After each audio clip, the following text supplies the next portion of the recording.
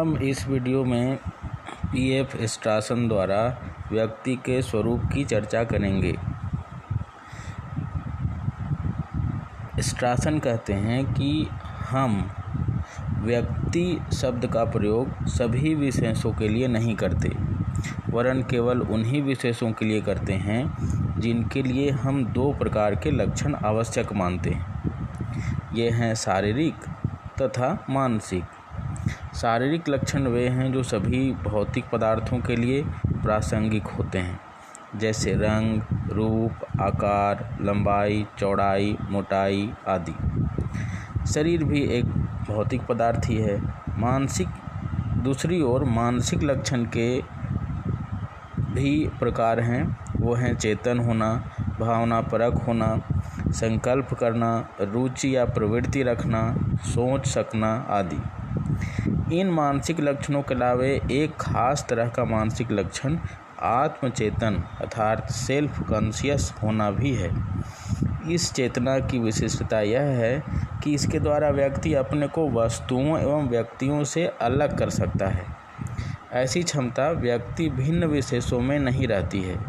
यही क्षमता मनुष्यों को पशुओं से भी भिन्न कर देती है।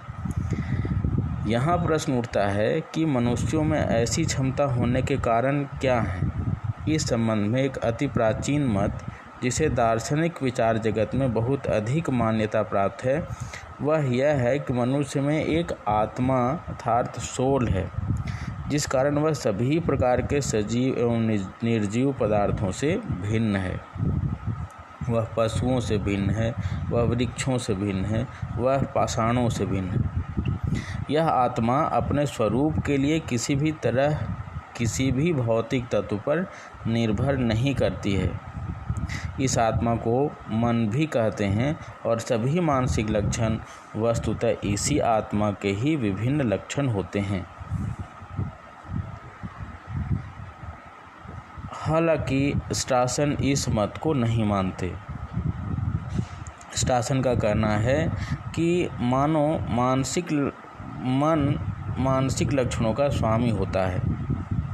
स्ट्रासन मन के इस मत को स्वामित्वपरक मत ऑनरशिप थ्योरी कहना चाहते हैं। इस मत के अनुसार जहाँ सभी मानसिक लक्षणों का स्वामी मन है, वहीं शारीरिक लक्षणों का स्वामी शरीर होता है, जो एक भौतिक पदार्थ है। इस तरह दो अलग अलग तात्विक प्रकार के स्वामियों के रहने के कारण मन और शरीर का संबंध एक समस्या का रूप ले लेता है, और हम जानते ही हैं कि इस समस्या का निर्णायक समाधान आज तक नहीं हो सका।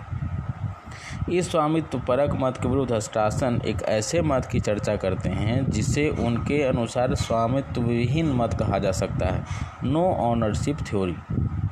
इस मत के संबंध में आधुनिक दार्शनिकों में कुछ चर्चा अवश्य हुई है। जैसा हम जानते हैं, आधुनिक दार्शनिकों में भाषा विश्लेषण के माध्यम से दार्शनिक विवेचन बहुत अधिक हुआ है। यहाँ हम विचार के लिए ये सोचें कि जैसे मैं सोचता हूँ को अगर लिया जाए, तो यह वाक्य जब सही परिस्थिति में प्रयुक्त होता है तब यह मानो सूचित करता है कि प्रयोगकर्ता का एक मन है और एक ऐसा तत्व है जो सोचने का व्यापार कर रहा है। साधारणतः हम कह सकते हैं कि यहाँ मन का मानो एक नाम है। पर स्वामित्वपरक मत के विरुद्ध स्वामित्व विहीन मत को मानने वालों के जो विचार हैं, उनके अनुसार मैं की दो प्रकार की व्याख्या की जा सकती है।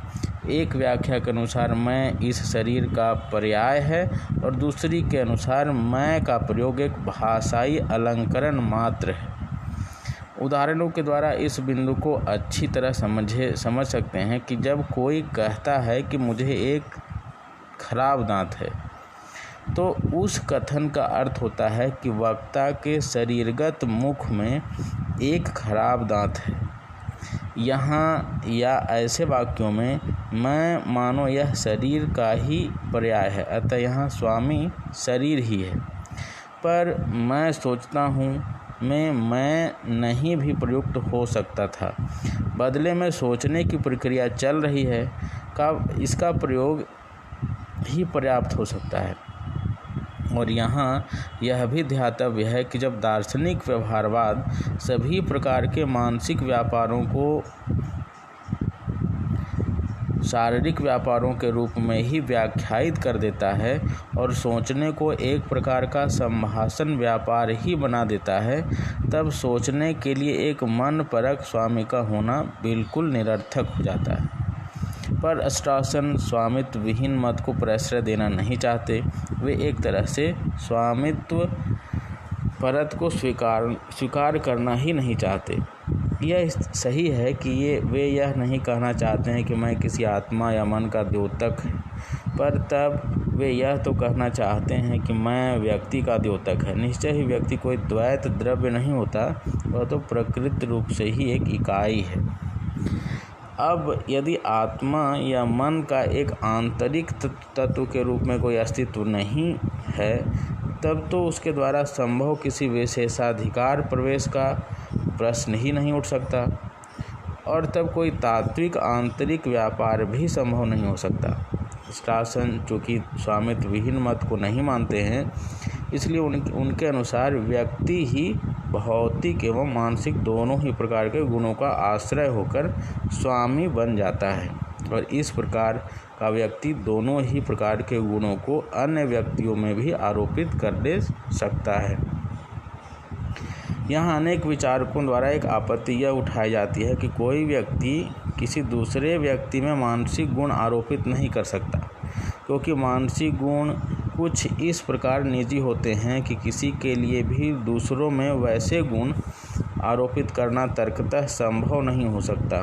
पर स्ट्रॉसन इस आपत्ति को खारिज कर देते हैं। वे कहते हैं कि यदि मैं किसी अन्य व्यक्ति में मानसिक लक्षण या गुण आरोपित नहीं कर सकता, तो तब मैं अपने में भी वैसे लक्षण या गुण आरोपित नहीं कर सकता, और तब हमारे सामने एकाहमवाद तथा अन्य मन की समस्या का उपस्थित हो जाना बिल्कुल लाजमी है। अतः अब इन दोनों ही समस्याओं के संबंध में थोड़ा सा विचार कर देना बिल्कुल समीचीन होगा कि स्ट्रॉसन किसी तरह की कल्पना की उड़ान के आधार पर अपने तत्वशास्त्र का निरूपण नहीं करते। वे किसी मनगढ़ंत तत्वशास्त्र के निरूपण के बदले एक वर्णनात्मक तत्वशास्त्र को ही प्रस्तावित करते हैं। जैसा हम पहले कह चुके हैं, वे सामान्य संवादपरक